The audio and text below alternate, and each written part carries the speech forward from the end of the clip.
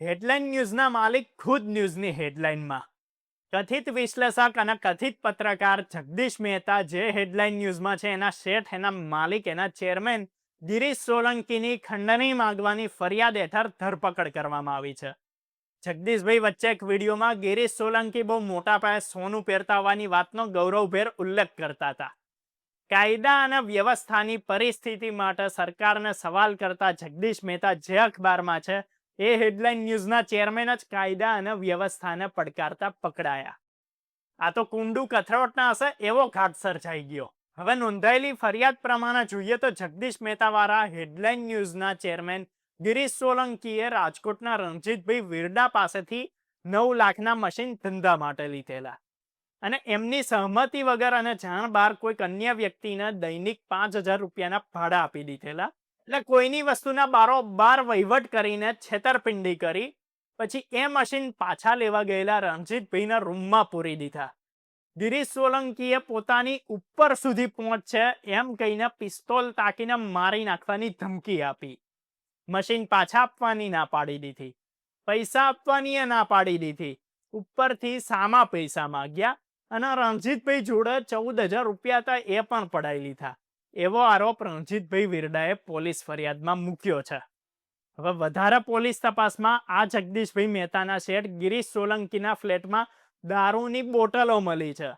એમની ગાડીમાંથી હથિયારો સાથે એમનો ડ્રાઈવર પકડાયો છે. એમની નંબર પ્લેટ વગરની ફોર્ચ્યુનર પકડાઈ છે. આ બધામાં કેટલુંક રંગે હાથે પકડાયું છે તો કેટલીક બાબતોમાં હજુ આરોપ લાગ્યા છે જેની તપાસના અંતે સત્યતા બહાર આવશે.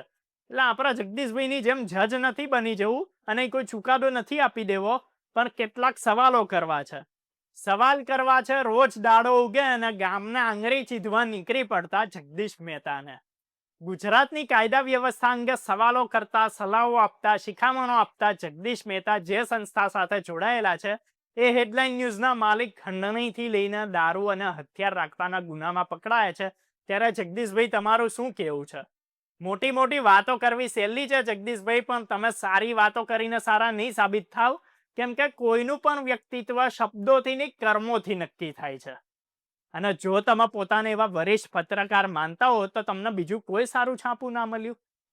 જે પ્રમાણે કેટલીક યુટ્યુબ ચેનલો જગદીશ મહેતાના અખિલ બ્રહ્માંડના મહાન પત્રકાર બતાવે છે, આ જગતના સૌથી હોશિયાર, સૌથી જાણકાર, સૌથી અભ્યાસુ, સૌથી અનુભવી અને સૌથી મહાન વિશ્લેષક માને છે, એ આવા અજાણ્યા ન્યૂઝપેપરમાં કેમ છે?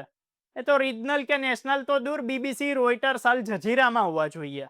શું કરો છો આવા બધા લોકલ પેપરોમાં? કેમ કે આજે એમના પેપરના ચેરમેન પર જુઓ ને કેટલાના કેવા આરોપો લાગ્યા છે.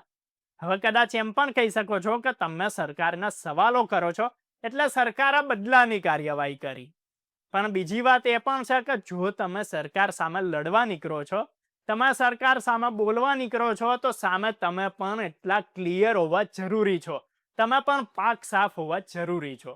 જો તમે ખોટા છો અથવા તમે જેની સાથે જોડાયેલા છો એ કોઈ ખોટી રીતે પંકાયેલા છે તો આ સરકાર તમને ક્યાંય નહીં છોડે. હવે દારૂબંધી છતાં ઘરમાં દારૂની બોટલો ભરીને બેઠા હોય, નંબર પ્લેટ વગરની ગાડી રાખતા હોય, ગેરકાયદેસર રીતે હથિયારો રાખતા હોય, આરોપો લાગ્યા છે એ પ્રમાણે જો ખંડણીઓ માંગતા હોય, સ્વ બચાવની પિસ્તોલનો બીજાને ડરાવવા ધમકાવવા દુરુપયોગ કરતા હોય, તો એ જ સંસ્થામાં બેસીને તમે દુનિયા આખીના જ્ઞાન કઈ રીતે પીરસો છો? કાયદાનું હનન કરનારની સંસ્થામાં બેસીને તમે કાયદા વ્યવસ્થા પર સવાલ કરતા હો તો જગદીશભાઈ આ ભગાના ભાઈ જેવી વાતો હવે બંધ કરી દો. તમે મોટા સત્યવાદી હરિશ્ચંદ્ર હોય એવી મોટી કહાનીઓ કરો છો, એનો અર્થ શું છે?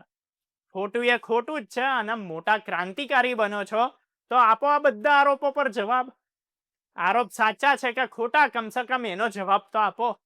જો આરોપો ખોટા છે, તમારા માલિક સજ્જન છે, સારા છે અને એમને સરકારે ખોટી રીતે ફસાવ્યા છે એવું માનો છો તો એવું તો બોલો. આમ તો તમે બોલવામાં આખા સૌરમંડળમાં કોઈને નથી મૂકતા, તો હવે આ વાત તમારી સંસ્થાના ચેરમેન પર આવી છે તો બોલો. આમાં શું બોલવું એ નથી સૂચતું તો ચલો હું કહી દઉં તમારે શું બોલાય. આમ તો ચકડોરથી લઈને નાસાના સેટેલાઇટ ફેરવનાર સુધીનાને સલાહ આપવા માટે સક્ષમ જગદીશભાઈને સલાહ આપવાની જ ના હોય, પણ તોય જગદીશભાઈ તમારા શું જવાબ આપી શકાય એની તમને સલાહ આપું તો તમે આ કાર્યવાહીને તમારી સફળતા ગણાવી શકો છો.